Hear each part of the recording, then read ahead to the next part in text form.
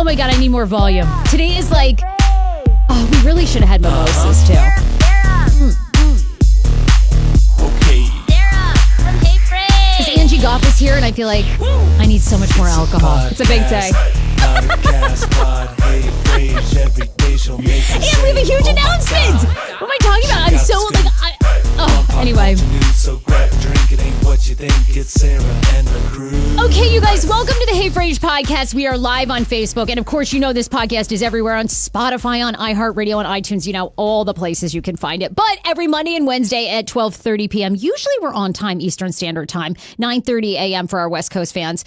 But today, I get so excited. Angie Goff is here from NBC4, legendary reporter. I'm giving her that title already. I don't even care. She is. You seriously are. Legendary. Legendary. I'm not that old. Okay, well, legendary. I have like a litter of kids, but I'm not that old. You do. We have to talk all about your children too, because there are literally blogs dedicated to your kids, which I can't wait to discuss. It's amazing. Are they hate blogs? No. Are they hating?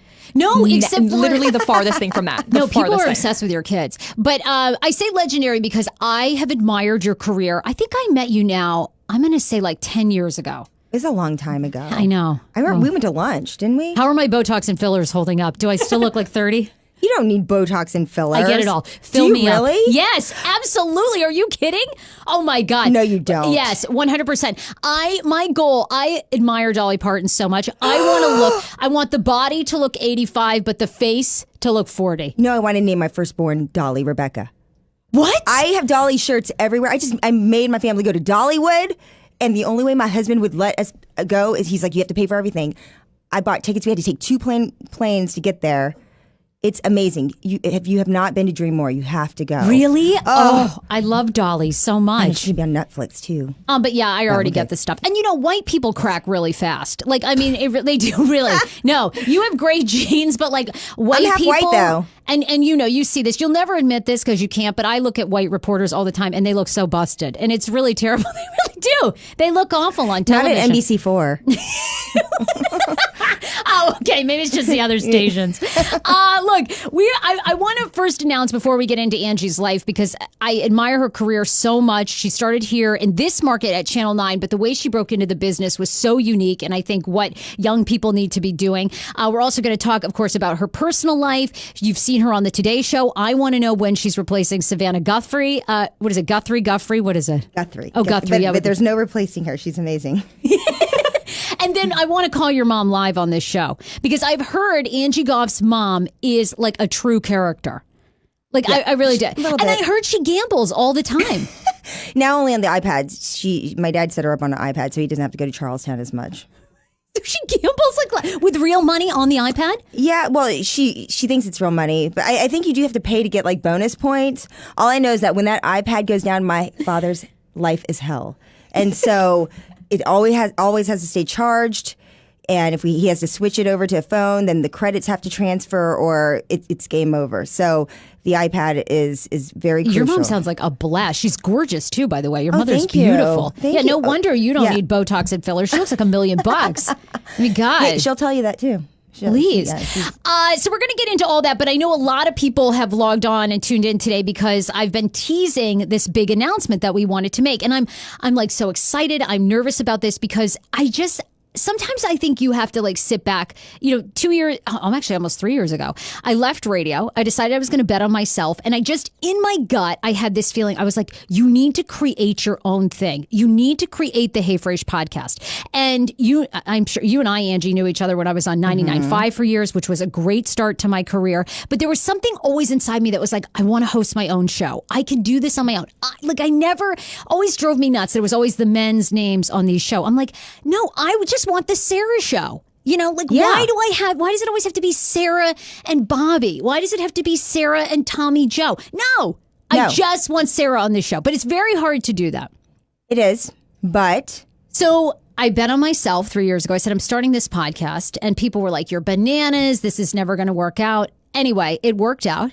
We have sponsors for the show. We'll talk about them. But over the past couple of months, I have been in the works with Mix 107.3 to bring the podcast back as a radio show. And I'm dying. I'm dying. I can't even believe it. Because it's like my dream always has been that this Hey Frase show like appears on many outlets. So eventually it becomes this like high, like moving pace 30-minute Facebook, YouTube show. And then it's like a radio syndicated show at night. And I just want the show to be like entertaining and inspiring and like you laugh your ass off and we have a glass of wine at night and we talk about all the crazy things that happened in my life and your life. But at the end of the day, everything is going to be okay because I feel like there's no show like that anymore.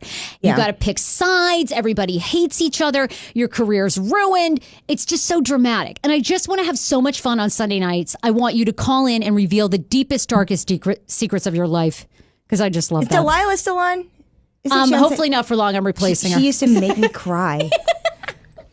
It was That's like what really I remember. heartfelt. That was Sunday night radio to me. I'm so happy for you. Well, thank That's you. wonderful. I'm super nervous. So anyway, this Sunday night, 9 to 11 p.m., we are testing out the show. And when I say testing out the show, we want to kind of figure out, we're going to play with the time. So maybe it's 9 to 11, maybe it becomes 8 to 10, maybe it becomes 7 to 9. So we're going to start at 9 to 10. I really want you guys to call to listen. You can listen mix1073.com. So it's mix1073.com is the website. You can listen live. The number will be right there. You can also be listening in your car. Do the Redskins play at home? No, they don't play at home this weekend, do they? Oh no, I'm going to Green Bay. You're going to Green Bay? Well, that's right. Like, I'll be watching our former quarterback play. Yeah, sorry. You going to Green Bay for fun, or are you going for a football football game? Really? Yeah, if I can get out, if this hurricane doesn't mess everything up. Oh, yeah. Okay, Yeah. you're not going to. So you're going to have to tune in at 9 o'clock Sunday night. Okay. That's what I'm going to do. That's my backup. That's plan B. That's plan B. So look, wherever you are on Sunday night, the reason that this show is being syndicated back to radio is because so many of you have downloaded, have listened, supported this show over the years and its transitions.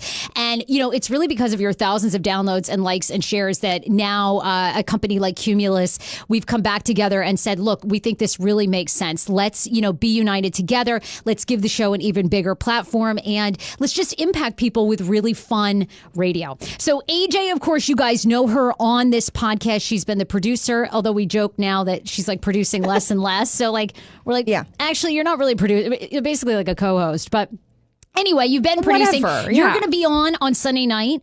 You went to the meeting this week to get it all buttoned up and confirmed. So tell me like what you're excited about for this.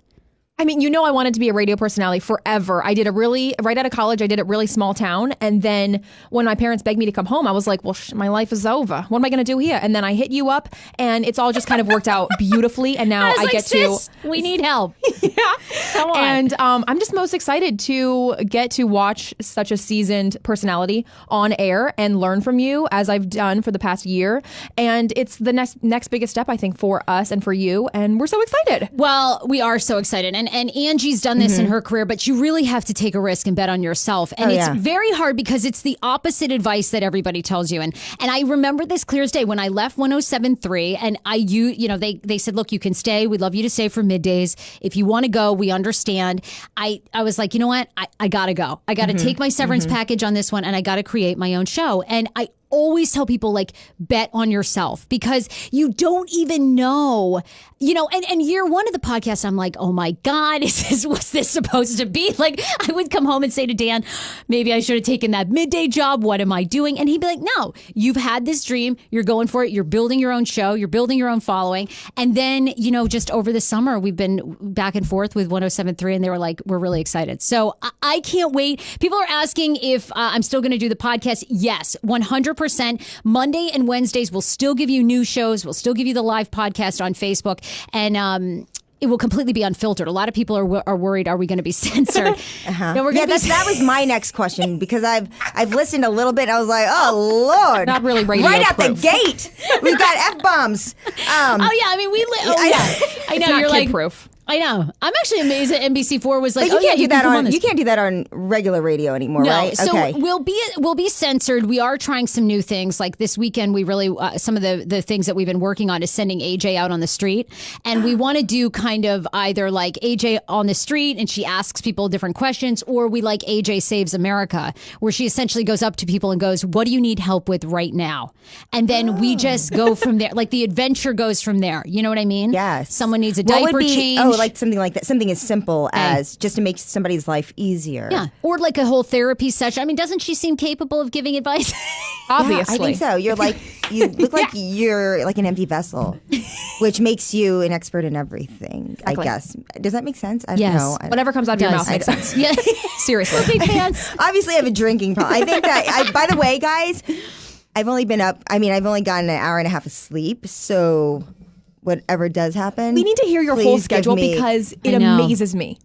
We really do. It changes every day. How do you I can't wait to hear about it. Because, wait, but do we need to know any more about your... No, all we need to know is we all need to collectively tell our friends, tell everybody, post about it. 9 p.m. this Sunday night. AJ and I will be there live. The show kicks off, the party kicks off at 9 o'clock, 9 to 11 on Mix 107.3 here in D.C. If you listen to us on this podcast and you're in Albuquerque, New Mexico, we've got listeners in Texas, we got listeners in L.A., you could tune in on mix1073.com. And I can't thank you enough. Like I hope I'm always grateful because I swear to God, so many of you have followed me. 10 years ago, I started on the Kane Show, and you guys have been ride or die ever since. You've seen me. I've tried talk shows. I've been out on commercials. I've been out at a car dealership licking tires. I've done everything, and you guys have been like, great job, Sarah. So I know, it's a long way to the top. Did you really lick tires? Yeah, there's Why? a lot of dips in the road. Well, I don't know. I think it was for like $50 appearance, and they were like, here, suck on this rubber.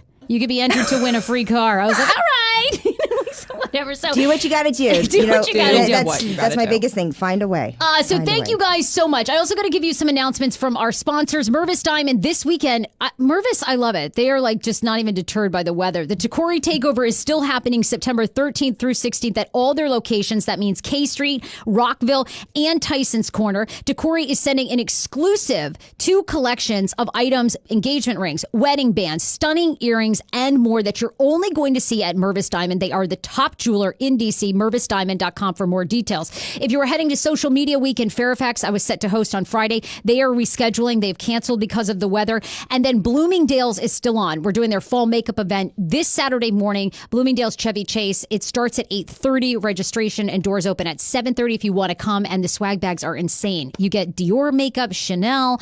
They do like all these free makeovers. And then, of course, you get all the latest highlights of what's hot for fall. And you can go to Bloomingdale'sChevyChase.com to find out more detail. So anyway, that takes care of all that. And now we get to talk to Angie Goff, who we love. Hi. I don't know why you guys are so excited. Because I'm more excited to see you than anything. First of all, I am obsessed with following your life on social media. Because Really? you look, every time, I want to know, how long does it take for you? Your kids are perfectly dressed. They look beautiful. Mine won't even have clothes on. They'll be nude. They'll probably be playing with themselves. It'll be so inappropriate. People will completely trash me online. Shit all over their faces from their like diaper. literal. Like they won't even. But you look so good, and your kids behave so well, at least in pictures. No, just in pictures. Just in pictures. It's all a facade. This is all fake. Fake news. It's all fake news. It's awesome. Yeah, what you see is not the reality. No, it's, for the most part, and I am pretty candid on social media about just how everyday life is too. So in addition to us like going to church or going out to eat and then wanting to dress alike, I also show when the bad stuff happens, and even when I do things that are very not momish and like order. I recently ordered these displays. They have these like cutout pictures. Yep. They're statues, and I got them for gifts for all my sisters and my mom, and it was all of everybody's kids, all the grandkids, and I left Bob out of it. I chose the picture. We opened them up. And Bob is your son. Yes. And I didn't even notice it. That's the sad part. The babysitter was like, "Where's Bob?" And then like- Bob's looking at all of them and he goes, "I'm not in any of these." So, it's things like that, because that's the reality and that's how it happens. So it's not all picture perfect. And I'm the biggest person to say that nothing is, as great as it seems. But I will say that, I like it when they go out, to certain things, whether it's school or, an event or ceremony, to be presentable. I think that, I believe in raising an adult in the sense that we're preparing them for their adulthood way down the line. We still do our fart jokes and we still do our poop talk and all of that, and they have a lot of fun. But I think that there are certain things that, early on, and it's more about have respect for yourself, have Yeah. self-worth. These are all things that, when we send our kids to school, they learn how to eat right, and Sure. they're told to go to PE, run that mile, exercise, learn, do your homework.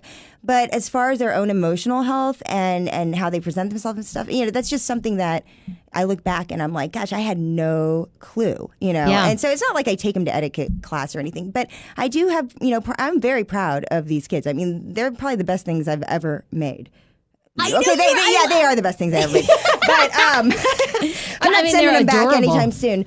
But I'm also big on holidays. We grew up, and that's the other thing. And that's what you probably see a lot is that we celebrate and we make up holidays, and we decorate their bed. They have bunk beds, and we decorate them for going back to school. We put up planets and we cut out stuff. And I'm a big closet crafter, and I think that that's where a lot of it comes from. I always tell people if I wasn't doing television, that I would be either running like a party store or some kind of, yes, like you'd be decorating Yes. party planner, something along I've that got lines. glue guns everywhere. I pack heat. Well, and so when you came in here, we were asking you. You said you don't Google yourself at No. all. But I was telling you, when I was doing research and just thinking about what I wanted to ask you, there are literally blog discussions about your kids and how much money you spend on their clothes. Like literally, but I mean, these kids do seem to be Yeah. well dressed. Like, do you like? I mean, it seems like you love like you said. I think there's something great about having self-worth and looking Yeah. nice and presenting yourself. Do you have a real budget for these kids' clothes? no, I mean, I think a lot of people will tell you that they probably spend more on their kids than they do. I mean, look at what I'm wearing. I wear these same Spanx jeans every Jodeci. day. And I've got hoodies. I have a sweatpant collection. When I'm not on TV, I mean, I consider my dresses and the makeup and stuff, that's like my uniform at work. Oh, I hear you, it fits girl. the brand and all that. But anybody, when I go out, people are like, they recognize the voice. Yeah, And then yeah, they'll be like, you're Angie? Because I mean, I had one person, I gave him my email address at J. Crew, and she's like, oh, that's like the girl on TV, because it has my, Twitter handle in the name. And I was like, yeah, that's me. This is it. Yeah. So it's just, when you look at it, I mean, I'm also a big bargain person. I mean, I support local artisans Yeah. and people on Etsy that, both my sisters, they have shops and they do this on the side. And if I was allowed to, I probably would also create something. But for us, and we share things between us because we have 3 girls love and that. 1, 2, 3 boys. And I am like, I could be on a scene or on a segment of Hoarders. Like my husband's like, you could be profiled because I don't throw away anything. Really? I'm talking bins and bins, and I save everything. And so everything my little girl Ren, I mean, she wears a lot of stuff that Adora, wore. Wore, or okay, Bob, yeah. I mean, Bob wears stuff that Adora wore. And Bob, we're gonna need you in these pants, Bob. I'm like, skinny jeans are in. Come on. Yeah. So, I mean, I don't judge at all. I just find it funny what people sort of like, Yeah. Because you and I both been in the public eye. So like what people latch onto, Yeah. there's like threads and threads of if I'm gay and, people swear they've seen You? me kiss other women. I'm like, you probably have. Like in a drunken stew. Yes, you probably have. But they're like convinced. They're sure I'm gay. Yeah.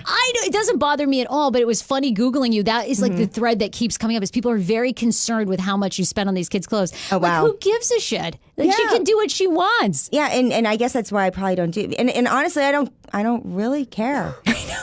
I know. I don't care. I what mean, unless you're giving me money, or I'm like, or you're part of like my financial situation. Like, I mean, what you think about what I spend my money on? Yeah, I don't who care. I mean, I cares? buy filet of fish like 3 times a week. At McDonald's. Like some do? people have a problem. Yes, yes. not The think things you- I choose to you're invest so in. classy. I would not think. I know. I'm very classy. And Jodeci sweatshirts. I mean, Dolly Parton T-shirts. I've got probably more Dolly Parton T-shirts than I do white T-shirts. So it's like, and that's the problem. I think that even being a parent, and sometimes it's other parents and other people in your community that tend to be your worst enemies. And Yeah. it's like, why don't we just work on getting along and minding our own business, Right. Just like someone gave me some great advice before, and this was more career related, because I remember, you know how it is, like you're in this career, life's not fair, this business is subjective, it is not fair. Totally. People pass you by that you perceive to be less talented, Yep. or shouldn't get, they know somebody and they got there that way. And I remember he sat me down, and this was early on, and he said, every second that you spend thinking about anybody else, that's a second you're taking away from yourself. It's the truth. You know what? And that changed everything for me. You know, I just think that the moment I see myself drifting that way, it's so easy to say that to myself and then not give a... I can't say it. You know, you can say it. I can't say it. We can say don't give a shit. Yeah, I'll say it. Don't give a shit. I mean, look, I true. posted this picture on television. Look at Oh my this. God, it's amazing. It doesn't even look like you. I look like a linebacker. I gained 82 pounds with Bob. You did. It Oh was my amazing. God. Yeah. Oh, I can't You're wait the to eat tiniest woman. I can't wait to eat. I mean, that's incredible. Like, My God. So Sarah is expecting to have kids. We hope someday. I Yes. don't know. It's going to be a geriatric pregnancy. I mean, I'm already like 36. By the time I actually get pregnant, I'll be like 40. I mean, I plan to. That's like the norm now. I did a story on that. It's but the it's norm. not really healthy, right? No, Like, it's healthy. I mean, they have technology. I mean, as long as you are keep taking care of yourself and you got a good doctor. I mean, I think my doctor. I want to say her practice delivered someone at 53. what? Wow. God, don't let me have a kid at 53. Don't. I mean, I need to be. I already go to bed at 7:30. I mean, for God's sakes, at 53, I'll be asleep at 4. I don't even know what the kid will be doing. You got we got to know first for first time parents. What should she know? That she can't go to bed at 7:30 because the kid. Gosh, I'm the worst. As my sister would tell you, I'm the worst person to ask for any kind of advice. Really? But Well, yes. If you have an emotional issue, if you have a parenting issue. I love you so much. I mean, you look like you got your shit together, but it sounds like in reality, not really. No. But this is the thing, you know, I feel like, and the best way to describe it is like every day is a day at the Improv. You know, and you know what that means? You just got to like make it up as you go because there's really, I read some of those books. I read a couple of those books when I had the first kid. I know I read it somewhere, but nobody really told me right afterwards. But after you have a kid, you lactate, right? Yeah. And for 2 weeks, I was like, why am I waking up soaked in the bed, drenched in my own breast milk?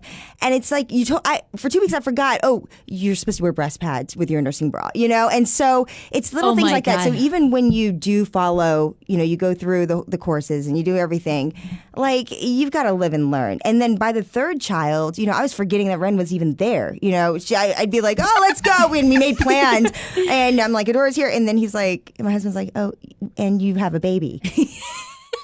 Oh, that she probably needs to eat at some point. And so it's I think, you know, as you start to relax a little, and the babies, I feel like, can sense that. Yes. The very first, you know, one, I mean, I was on the floor every time she was sleeping, like listening to her breathe, being like, don't stop breathing, you know, just worried about every little thing. And Okay, so it sounds like treat the third child, like treat the first kid like it's your third. Just have a third kind of child. ignore Forget it. the first. Just go straight to number 3. and then you figure it out. All right, well, let's go back, because what I admire so much about your career is, I'm going to say, I don't know how many years, you have a very popular blog called Oh My Goff. Yeah, okay? we're reworking it, actually. I've kind of taken a little bit of a hiatus, though. Of course, I mean, my God, you have a busy life. Like your family, your kids, we'll get into all that. Your career, you have a great career at NBC4. But take me back to when Oh My Goff started. And this is what I mean on betting on yourself, because really, I met you years ago. You would go out to a scene, there'd be people from Hot 99.5, and Angie Goff would be at every event in Washington, D.C., from Black Tie to the barbecue festival. I mean, you were there almost doing this whole like live blog, live reporting before anybody was doing that in a lifestyle way. Yes. So I guess to give you the truncated version. So I had been doing broadcasting for a few years. I worked in Sioux City, Iowa. I worked at Entertainment Tonight, went to Sioux City, Iowa, and then to Columbia, South Carolina, where I was an anchor and a reporter. And then I got the call to come back home. This is where my family lives, my parents, my sisters, and where I went to school. And that's kind of a lot of people's dreams, is to get back to where you're from. And so the catch was they wanted me to do traffic. And I mean, I remember telling my agent at the time, I'm like, traffic? I get lost everywhere. Like MapQuest can't even help me. This is the time when we were using we were printing out the sheets, you know. And so she's like, just entertain the idea. You know, they're going to fly you out. And I remember they put me in front of that green screen. I never worked a green screen. Oh my God, and, yeah. And I remember the GM said that it was hilarious because they filmed it, this audition. I had no idea what I was doing. And he said it looked like I had one of those apples on my head and like someone was like about to like shoot me, but he said but what they loved is the fact that I just played off it, because I had no idea what I was doing and I made up all this stuff. And that's what they were looking for. They wanted someone who could take information and add personality to it and blah, blah, blah. So, okay, so that all worked out. I got hired. My parents were ecstatic. I came back.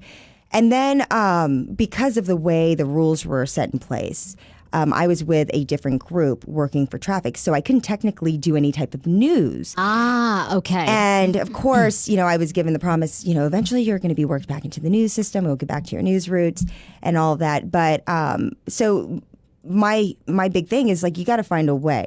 When you have that itch and you know that you can be doing more and you want to be doing more and you feel like you're in a straitjacket, like in order for you to be your best self and to produce the best you and not go crazy is to find a way. And so that's why I was like, well, this thing called the internet, you know. And so my dad's a systems engineer, and I've always liked the digital world and kept up with it. So once I created the blog, I got the station I was working for at the time on board their digital people to help out. And we, and it kind of took off from there. And then what I realized is like, look, if I can't legally, go out and cover stuff and be part of the news scene, at least this gives me another outlet to connect with the audience. And there's this thing, oh, wow, this is amazing. We can go out, we can shoot. I had my own cameras. I carried my laptop out and I'd use Ustream. Remember Ustream was like the hot thing like 7 or 8 years ago. Yeah. And I actually have a photo of me carrying like my hot pink 8-pound laptop being like, I'm ahead of the curve. Oh my, this is the future, and I'm like, live streaming through this thing, and people made fun of it, and and there was a lot of pushback, from not only managers but peers and people that thought it was just ludicrous. And who wants to watch behind the scenes? Who wants to see what you're really like and that type of thing? And that's where it comes into not caring and realizing the only person that can stop you. It's not them. Oh, yeah, because there were people that were very jealous of what you were doing. I can remember going out and people were very jealous that you were going to these events, that you were covering them. And I'm like, shit, I want to be doing, like, I want all her secrets. Like, what is she doing? Because you were just, you have made an incredible career for yourself. And I think you see it and you hear it around town that a lot of people are very happy for you. But I also know.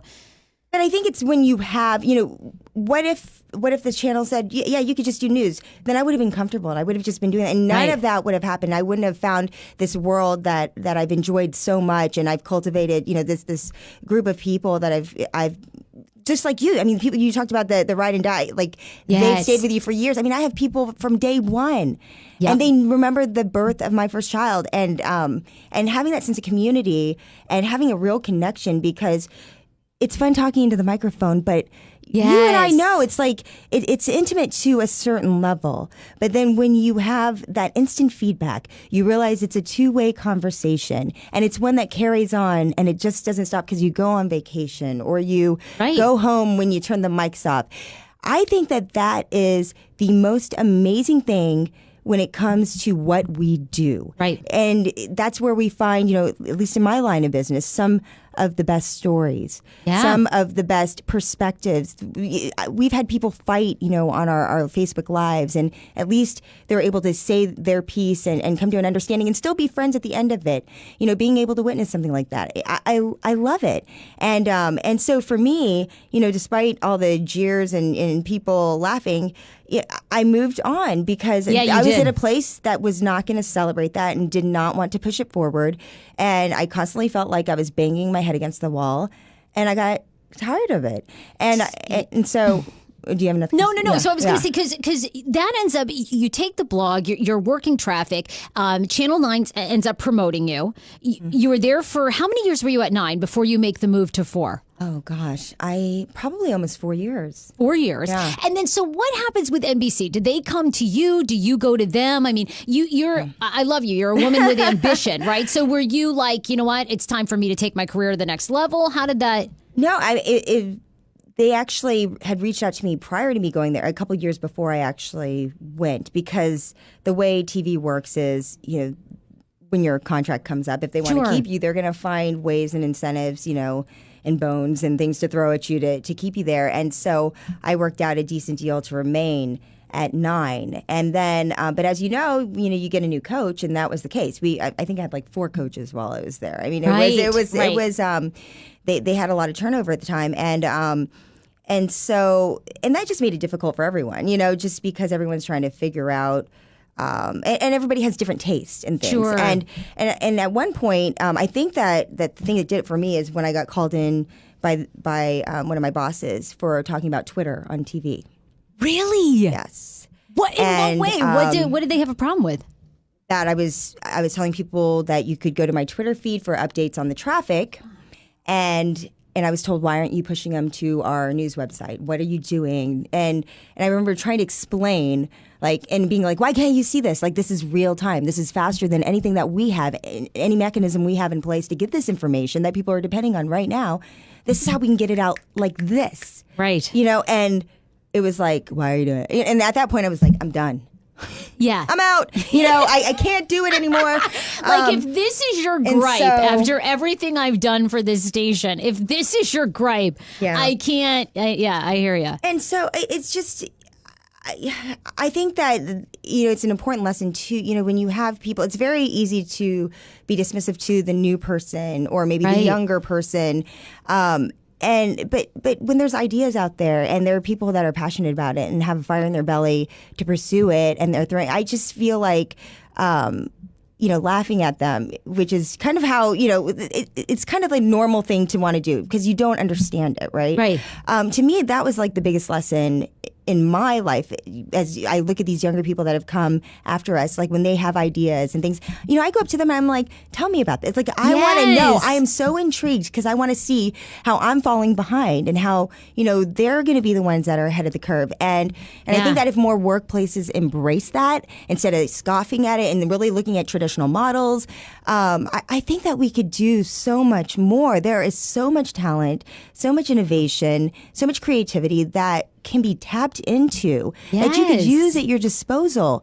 And I mean, some of these people might be even willing to work for free. I know. And so it's just, that was the biggest thing. Because I just remember how frustrating. And, if you're not a strong person, it's easy to feel like you're the only one. And that, and it's easy for that to beat you down and for you just to give up. And so when I talk to these kids, when I go to classes or I do a commencement speech or something, I'm like, what you believe in, you've got to stick by it. Yeah. You've got to cut out the outside noise. Don't ask people for their opinions and realize that when you fail or you decide to leave a job, that it is simply part of that journey. It's just a detour. Right. And you know what? Everyone I know has always ended up better. The process might be slow. It might take some time, and there might be bumps along the way. But you always, that risk-taking changes you in some way.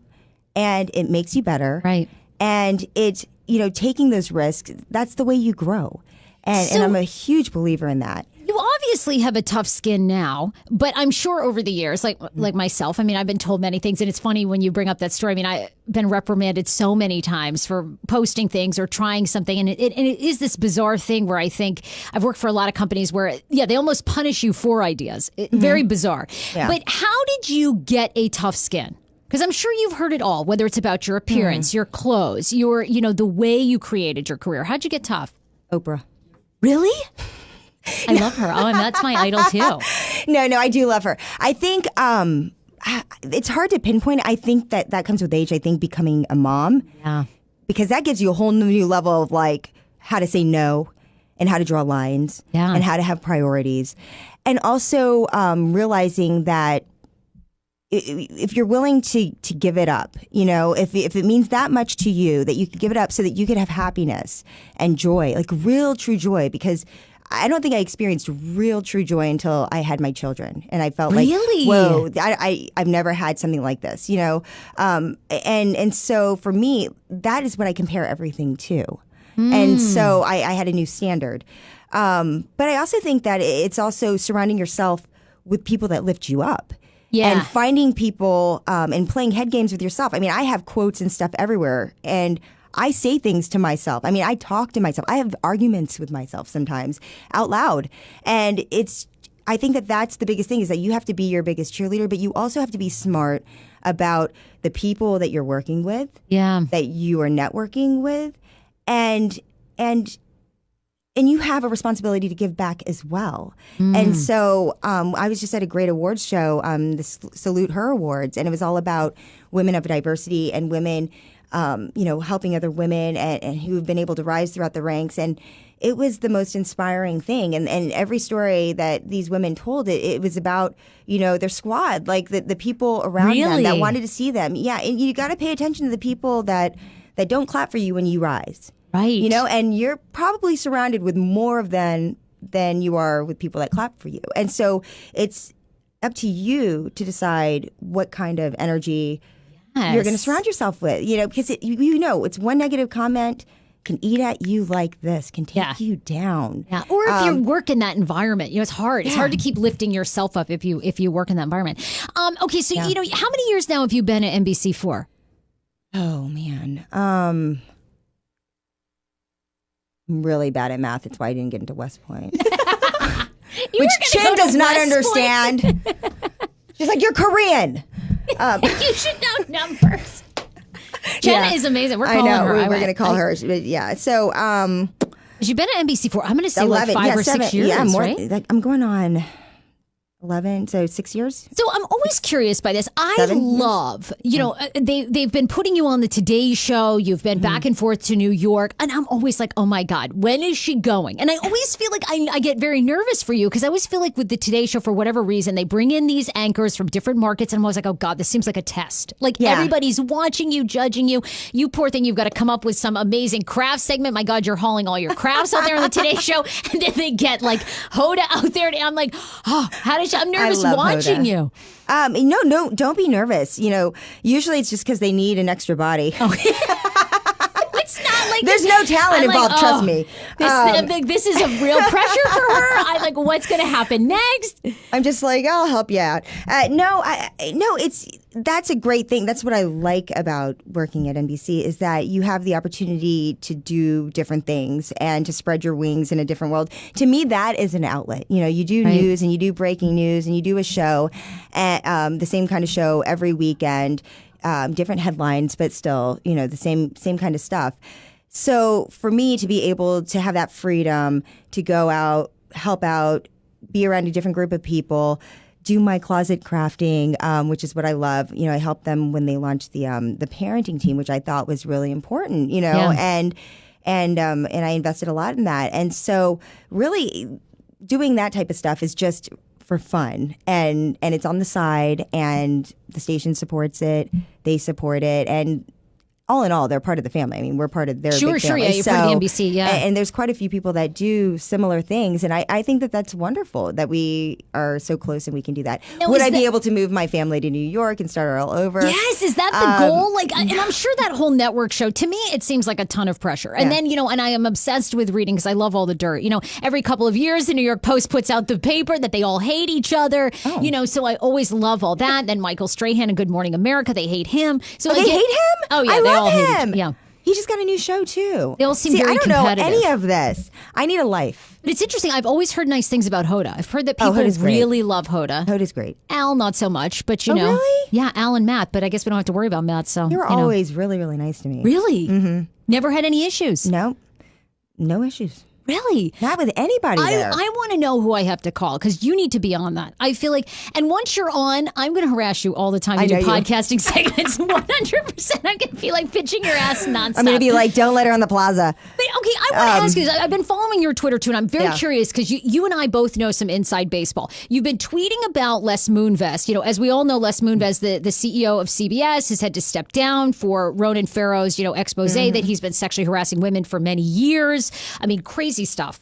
Yeah. Saying, oh, hey, I'll be right back, comes back in his underwear with a bottle of wine. See, I didn't get that far in the reading. Oh, bananas, these stories. I need your reading list. I'm curious, what is your thought on that? As someone who has worked for, and I work for Fox too. I mean, but what's your thought on what's happening, especially with these media moguls? I honestly, I've never had a situation like that. And I think it's really hard to talk about it, when you haven't experienced it for yourself.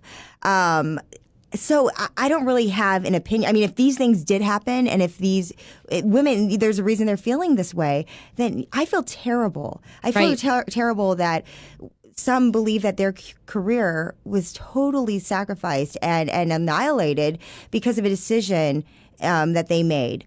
And but I don't think that the scenario that's been presented in the media is just only in media organizations and media outlets, right? Right. I mean, I feel like this goes on probably everywhere, probably not so much now, but and on both sides of the aisle. Whenever you have someone in the position of power, we know what money can do to people, and we make bad decisions.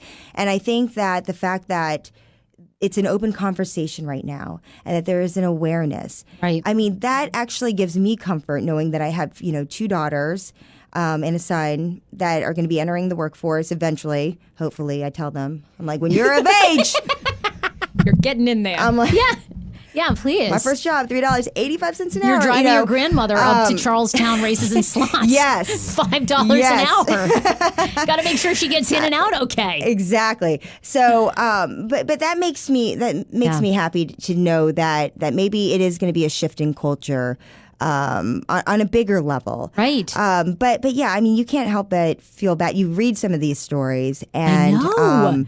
And then some of the men involved, and it's even been in the comedy circuit, with what's his name, Louis C.K. Louis C.K. Oh, And, yeah, sure. I mean, and they've come out, and some of them have apologized and have acknowledged, yes, that there were situations. I don't think it's ever too late to hold somebody accountable.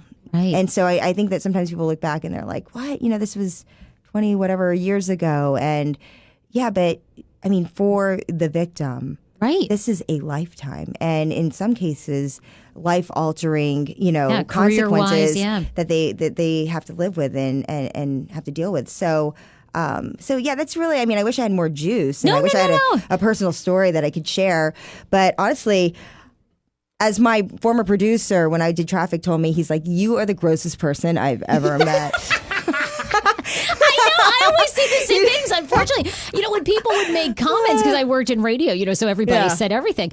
I just say it back. So it was like, oh God, I feel like I've never been one of those to like bat my eyes and play the game. And maybe that's the other thing is, I will say that I think for women, it's difficult because when you kind of are like that, it can be perceived as and I'm shy. I mean, you can talk to my husband. Like, if I have to go to a wedding, even public speaking, I get these nervous twitches. I'm like, I don't want to talk to anybody. I get like really, really weird. But when I'm on radio, you're so TV, confident. Yeah, I'm like, oh my God, I rule the world. This is amazing.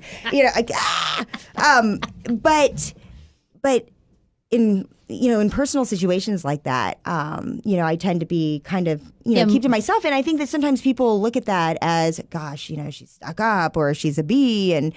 And being raised by a very strict Asian mother and a very strong military father, and having wanted to go into the military and have doing that, throughout my high school career and stuff, a sense of authority and doing things right the first time and holding people accountable and exceeding the expectation. These were all things that I think helped build me and, built my confidence and my ability to, say no and not like play a game, in that sense. And so to say that I haven't witnessed that, I would be lying, because you can't, you see it a lot, but I would say that was probably the extent of it, Yeah. And then there were times that sometimes I wondered, I was like, oh gosh, if I was a little more like, you know right, what I'm saying? right. Like just kind of, a lot of maybe these environments things, have created would be a them. little easier for me, or smooth. But at the end of the day, it's like you are who you are, Yeah. and you can't change it and feel comfortable. And I'm all about being comfortable. I love it. You are. I love kids. Talk to Living us about, again, I'm a little inside baseball because I love media, I love radio, I love all the inner workings. But, Jim Vance was such a staple in this market. And I think Jim Vance is a person that even, there's a debate, are younger people really tuning into local news or not? But I think people know Jim Vance regardless of age. He was just sort of this larger than life character. And you got to know him. You knew him very well. I only knew him kind of socially. But what did he mean to NBC4? I think when people say our hearts broke and we lost our heart, I mean that I get like choked up even thinking about it. Really? Yeah. He just, you kind of always felt like you were okay. You know, if Vance was there, even though he like worked one show a week. No, He came in for an hour. I was like, I want to be you.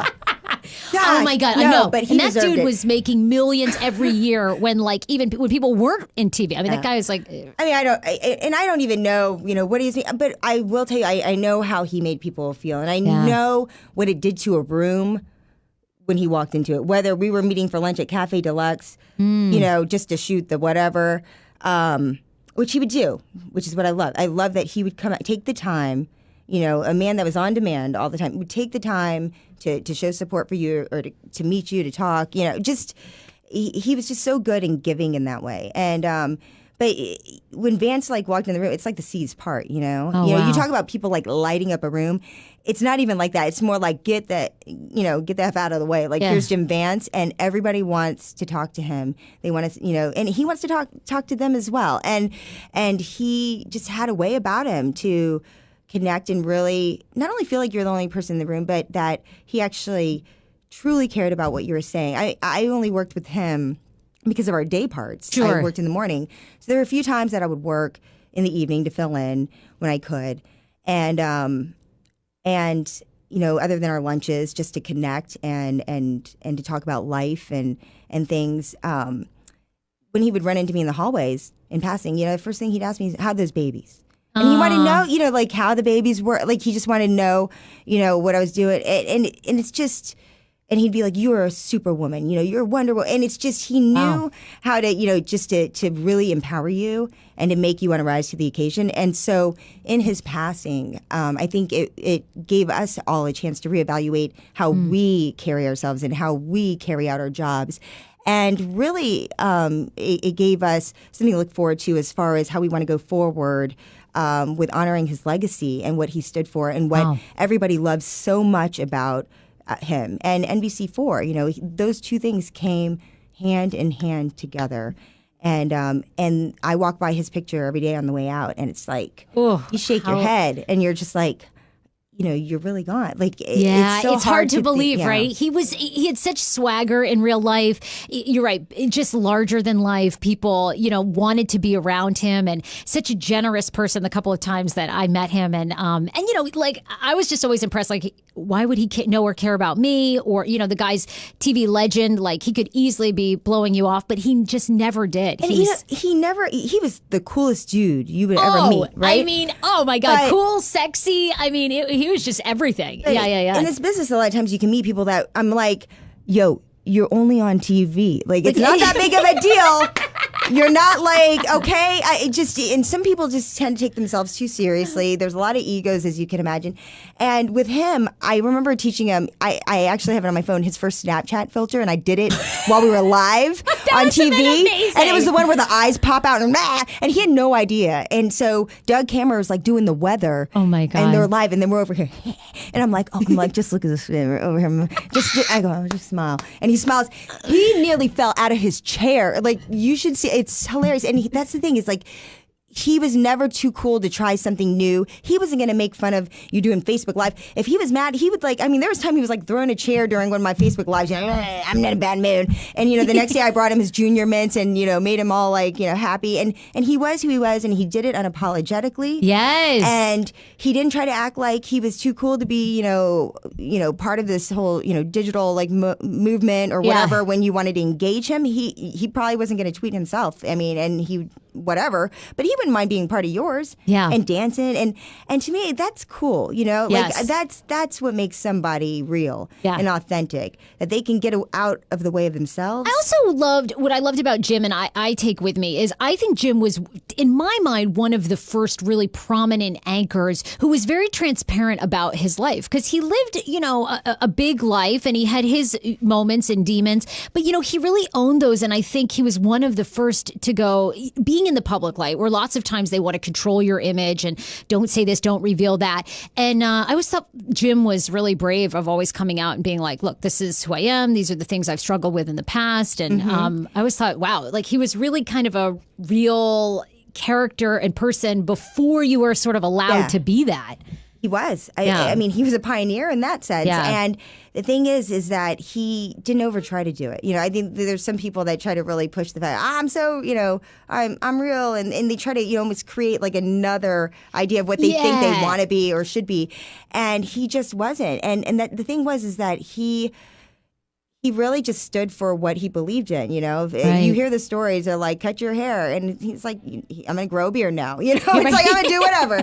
And that's the thing, because he was willing to lose it all, for what he believed in. It's like, fine, you don't want me, let me go. And I mean, some could say that that's like not being a team player or, being pompous or whatever. But really, it was more like him just being him. Yeah. And I think people appreciated it. And you can't overlook good work and smart work. He was in touch, he was smart, he was well read, he was a lyricist when it came to like writing, right? And so there is a certain level of talent, obviously, that comes into play, sure. With that as well. So overall, he was the full package, and it's just such a terrible loss. Yeah, it was for devastating. Us, it's just so fascinating. He's one of those people where you thought after he made that announcement, like, well, he'll probably pull through, and that was just shocking and devastating, and I'm sure very devastating to the NBC4 team, because I know how much of basically a pillar he really was. How there. lucky we are! How lucky we are! Those of us who had the chance to sit beside him and work with him, and that's why his post right after his death, it remains my pinned post on my page. I haven't changed it all. I just can't. It's like I see that every day when I log in, and it's such a good reminder of aim high today. Yeah. Be a bigger person. So. All right, well, shifting gears, and I think Vance would appreciate this. So we also had read that you used to work at Chuck E. Cheese. Oh, yes. Ragback University. Yes. I was Chucky my first day. What? You were Chucky the Mouse? Yes. How many fights between drunk parents did you witness? Come on, be honest. Actually, it wasn't the parents. I mean, it's the kids that, chase you around. They like stomp on you. They poke you. I mean, all that stuff really happens. And it's so hot. Not only that, I was Chucky. I was like the dog. What's his name? Jasper. They have a Helen the hen. How did you apply to this job? I mean, we're bringing up a picture of you in high school. I think you're as cute as a button. Like, I mean, Chuck I look E. like Cheese. Yes, I look like I ate a pizza a day working at Chuck E. Cheese. I'm not kidding. And to this day, I love their pizza and their breadsticks. This was in high school. You look so good. You said that you actually cried over this picture? Yeah, that's the Christmas tree haircut is what my sisters referred to it as. So I had a friend. Layers, I had a friend that came over and was like, I'm going to give you layers. And I was like, oh my God, and I remember sitting in the kitchen, and she just took some scissors out of the kitchen drawer, and all of a sudden, all my hair was on the ground. I had really long hair. It was probably, I don't know. I mean, it was down to my stomach, maybe even. And then I looked in the mirror, and it was like, it wasn't layers. It was tiers. It was tiers like a Christmas tree. It's like the first tier, the second tier, the third. And I was like, I kind of thought that maybe they would just appear, and I just started bawling. And then my mother, put me in her arms, and of course she's like going bonkers, like, why you let her do that? Just crazy. She's like, oh my God, you idiot, like yelling. I mean, that was her way of showing love. Oh my God. And please do a stand-up comedy show with you and your mom, and you just do impressions of your mother. Yes. Like, that could be your whole next career. People would pay. Yeah, she's quite the character, and which is why we refer to her as Chin or Miss South Korea Lana. And Miss South Korea Lana. You can follow her on Instagram. Listen to her sing her Waylon Jennings. Yeah, I mean, it's because my dad's Southern, and so Chin will, like, when she gets mad or she's talking, she'll like throw in some like Southernisms, like she'll say, "I reckon so," but it's like totally in the wrong context. I'm like, Mom, that's incredible. Was she really tough? Was she really tough when you were growing up? Like, how bad? Like, what? Like, oh gosh, well, things I probably could not say. I mean, she has amnesia. Like, she does not remember any of this. She yells at me and says, I'm tough on my kids. And I'm like, oh my, do you know who my mother was? She, I mean, everything from like scholastics to, she just wanted us to, her whole thing was like, she wanted us to be able to stand on our own feet. Right. This is a woman who gave up her whole life, and her, a career, her country, She was born in South Korea, right? Yes. South Korean, She met my born father there, there. Mm-hmm. met your father there, ends up immigrating to the United States with your dad. With my dad. And when they first met, they didn't speak a lick of English. I mean, they had one of those old-fashioned dictionaries. Like they're both That's how they communicated with one another. Through a dictionary, yes. Hilarious. I know. So, Oh my God. And there's even letters my dad's written about it. He's like, she doesn't speak any English, but she's really nice. I'm like, Oh my God. okay. Wow, talk about that's how but- you know love. Like they yeah. couldn't even communicate and they were in love? Yes. Wow. And gosh, we call him Saint Ren because she's a whole lot of woman, but he loves that woman. I mean, just he would do anything for her, for his queen. I mean, and she knows it, and she still tells him, she's like, yeah, because I'm gold. She's like, you're lucky, you're lucky, and she knows her worth. And I will say that while she was tough on us, her whole thing was like, I want my 3 girls like to be able to. You're going to be smart. You're going to be able to get your own job, and you're going to be able to make your own money. For her, she wanted us to succeed. And so I remember we'd bring home an A-, and I tell this story, and she just kind of look at us, and I'm like, A-. She's like, one more question, right? You get A+. And we'd be like, A- wasn't good enough. I know. And she really, and she'll tell you this, she believes, she's like, you just work hard, you get one more question right, that'd be A+. And so that's kind of the life that we lived, and we had the piano 45 minutes, a day. And Every day. Yeah, just handwriting. We were very limited with, we all played sports. And to my mom, that was all playtime. Like, you did sports, that's playtime. You want to go to church with your friends? I'd all go to church on the weekend. Okay, that's your playtime. So it was just, we always had to make choices of where we wanted to spend our time. And I always went to church because they always had munchkins. Oh, yes. Yum. Those donuts. I would get styrofoam cups, and I would come back with I would hide munchkins under my thing. I mean, that was. This is amazing. You are so tiny, yet you've worked at Chuck E. Cheese. You love fish fillet, and then you eat munchkins. I mean, it's amazing you're not 300 pounds. Well, I was. I mean, in high school, I should show you were my tiny I then, know, too, no, though. I You need were to so show you my cute. Chuck E. Cheese pictures. I've always had weight issues like in the past. Really? And it wasn't until like college. We all played sports and all that, but my sisters, all of us, we've always had to work hard at like maintaining, our weight. So when I went off to college after a really bad breakup. That's when I was like, I'm going to take care of my, the normal, like, I'm going to show him I'm going to get, healthy and look good. And so then, I'm taking Xenadrin. My heart's about to pop out of my chest. Remember yes, that? sure, So everybody did I Xenadrin before I took they told you that laxatives it could and kill you. So, and I remember like working out. But then it was to a point where it consumed me. And I was like, I wouldn't go out with my friends. I wouldn't do anything unless I worked out, 2 hours a day. And it really played with, my psyche. And then it came in phases. Then I got over that, and then I got back into, liking to eat and when I want and what I want. So it's been back and forth. And then with the pregnancies, that's why I think, every pregnancy, I kind of just take it to the next level because I know I can. You know what? Everyone's like, I know what I can prove. Yeah. All right, we want to ask you 2 more questions, and we know you got to get out of here. You have a busy life. You and your husband Robert have been married for years, and I love this story. But you guys do not actually live together during the week. This is amazing to me. How do you keep Are you worried that once your kids graduate and Robert retires, that you're going to have to live with him? Oh gosh, I never thought about that. Are you worried that That'd be coming up at awful. some point you're gonna actually have to live with him? No, I think that at the heart of this, a lot of people ask me this, and I always say, I want to write this book, get married, live apart. And people don't believe me when I say we never fight. We don't fight. We recognized early that in order to make it work, because long distances relationships are tough. I've done them and they've failed. Is that we had to do everything in our power to see each other every week. So so for the most part, he comes in every week, or I used to go there, but now that I have the kids here, it's harder to travel, and we don't really talk about work. He loves what he does. He wakes up. Pediatric dentist, right? Yeah. Okay. Ready to make small kids cry. With a smile. No, he's great at what he does, and he loves it. It's in his family, and it's his passion.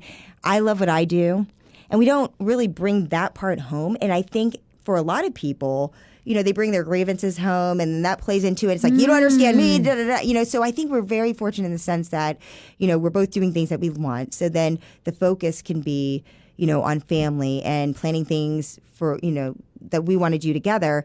Now, it is a constant math problem because we're trying to find, I work on the weekends, and there's now multiple kids, which means multiple sports and that type of thing. My parents live nearby.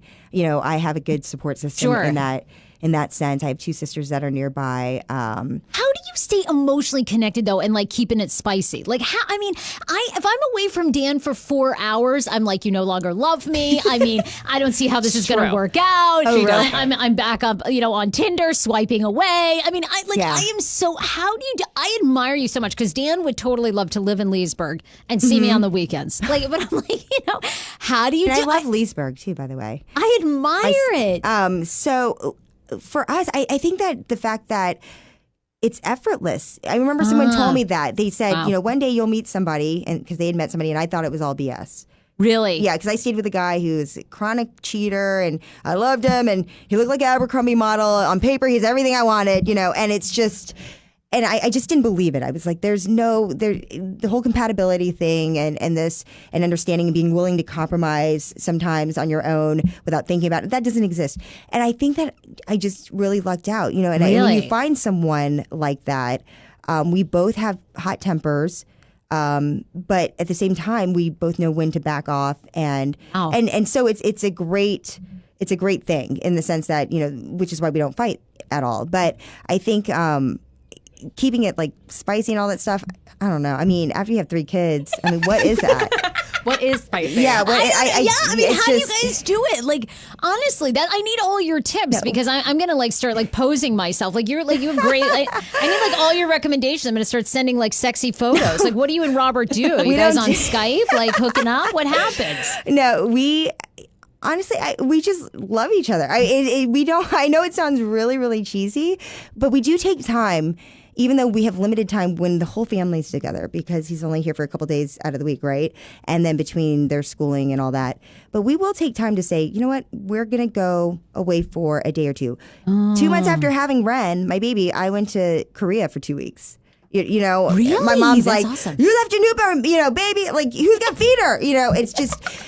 But we wanted to go to the Olympics, and so sometimes, in order for you to be a parent, I feel like a very successful one, and we have a couple things working against us, maybe, which is why we try a little harder, is really investing in each other, I mean, and there's some days that we don't even talk, we're just like texting and stuff because the days get so busy and he's not here. But we take the time to nourish our relationship, and we'll tell the kids, we'll say, oh, tonight we're going to adult dinner, and they get all mad, oh, adult dinner, and I'm like, but it's important for us to set the example that we care about each other, and like this is our special time, and we want them to look at that as an example of what their relationships will be like down the line.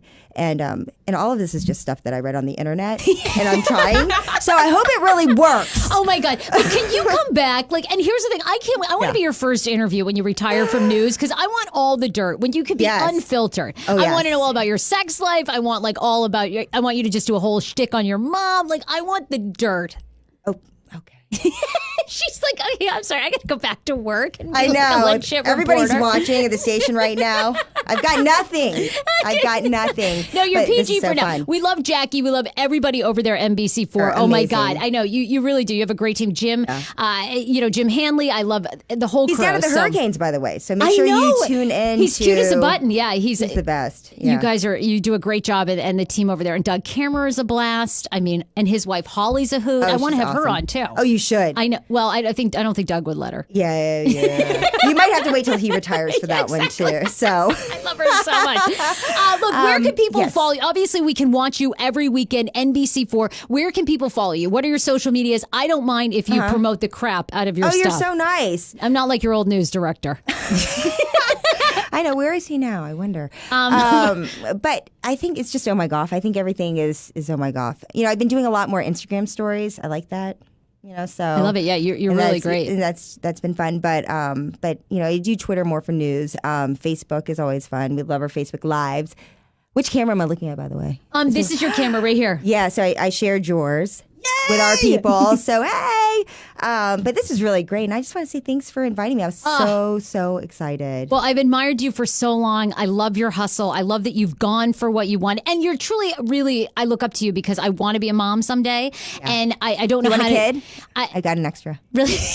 I'll take Ren. She seems so sweet. I know. She's a But punch. I really do look up to you because I want to be a mom, but I get very nervous inside, like, oh my God, how am I going to keep my career going? How, do people then look at you differently if you have a kid? Like, and everyone's like, no, Sarah, like, it'll just help the show. And I need to get into that mind frame. You'll have to add another hour to your show. Just all for the mom talk? Yes, all the stuff that you go through. I mean, it is ridiculous. And I don't know. I mean, I love that you're so close to your family, but I have the pressure of, I grew up, my parents were such great parents and like they just wanted to be parents. So I wrestle with that sometimes. Like I feel selfish in the sense of like, my mom will tell you her biggest regret is she didn't have 5 more children. Like that is her, it's not career. It's, I wish I'd had 5 more kids. Yeah. And she was such a good mother. So it's like, how do I do that when my goal being a parent hasn't been the number one goal? Yeah. You know? Yeah, I think that it's one of those things where you just, I didn't tell Robert for 3 days I was pregnant with Adora. I just sat there like in the mirror like, my life is over. Do you like my Spanx, by the way? I'll wear these forever. I love these. Oh my God. I'll never nap again. I mean, it is a selfish thing, because your life totally changes. It's not about you anymore.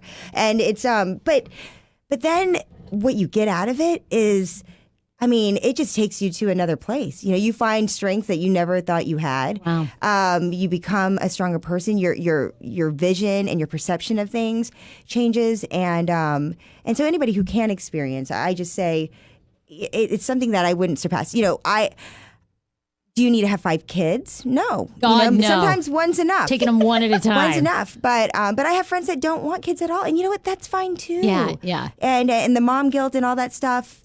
It's always going to be there. But you know what? I've had 3 C-sections. That's really? enough. That's enough. 3 C-sections. I've had That's enough. Amazing. That's enough. That's what, Ali Wong said. And I was like, she just nailed, because every time I start to think like, I'm not giving enough and I'm a loser and I'm a horrible mom and worst mom ever, which is what my kids call me, or they call me mad mom. You should see these portraits that they draw of me. Like I have the furrowed brows and, so like, what did this Mad have? Mom, yeah. So, but I think about that and I'm like, oh my God, they cut into me 3 times. That's amazing. To have this baby, like we give so much already. And so you can't bog yourself down and beat yourself up over that. Yeah. And I will go back, you've got to lean on people. My first kid, when I was at WSA, I came back after, I think, 6 weeks. Wow. Or 8 weeks, and I was like, I've got to prove to them that I can still do this. I'm going to hustle. And and I had a heart problem because of it. And it's like at the end of the day, like you have to take care of yourself. And you can't beat yourself over it because what good are you if you're dead, And if you're really not there and you're not present. And so I think that, that was the biggest lesson. So by the time I had Ren, I'm like, how long can I take? 6 months? Okay. Okay, guys, I'll see you at NBC for 2020. Yeah, okay. Yeah, so yeah, I wouldn't worry about it. I think you'd be a phenomenal mother. I want you to be my mom. Well, I want to go hang out with your mom. I feel like your mom Chin. We didn't even call Chin. We're going to Horseshoe in Baltimore, and we're going to get in so much trouble. Oh my God, I can't wait. Yes. Oh please, yeah, we'll be counting cards, and yeah, it'll be amazing. Yeah, she's pretty wild. But we'll have to call her, I guess, the next time. Next time. We know you got to get out of here. You guys be sure to follow Angie Goff. It's Oh My Goff on Instagram, on Twitter, on Facebook. We'll see you on Sunday night on Mix 107.3. We can't wait to be back in the family. Thank you for listening and share the podcast. Bye, everybody. Yes. You're so good. Oh my God, I can talk too long. I can talk to you